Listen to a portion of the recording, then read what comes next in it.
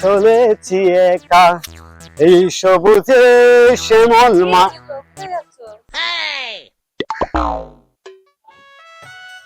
কিরে পুলি, তুই এখানে বসে বসে কি করছিস? আরে আমি একদিনের জন্য অপেক্ষা করছি। আপনি তো পানি না, দারুণ তো।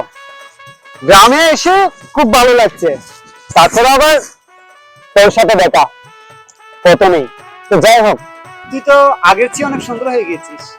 কে বলছে তোকে? আমি তো এখন কালো হয়ে গেছি গ্রামে এসে। কারো প্রেমে তুমি পড়েছিস নাকি? আরে প্রেমে তো অনেক আগেই পড়েছিলাম, কিন্তু সে সেটা বুঝতে পারলো না আমার দুঃখের কথা। যদি একদিন বুঝতে পারে। তুই নিজে গিয়ে বলে দে, কারণ এত ভয় না করে, কারণ মনের মানুষকে তাড়াহুড়ো করে বলে দিতে হয়, তাহলে অন্য কারো হয়ে যেতে পারে। না, সে কখনো হবে না, আমি জানি সে একদিন আমাকে বলবে। সত্যিকারে ভালোবাসলে মন থেকে আপনা আপনি বলে দেবে। আমি তাকে সত্যিকারই ভালোবাসি। বাহ, তোর ভালোবাসা থেকে আমার অবাক লাগছে। আমাদের কপালে আর ভালোবাসা জুটবে না রে। নেই, যাক, দেরি হয়ে যাচ্ছে। যাবি নাকি বসে থাকবি? চলো যাই। চল।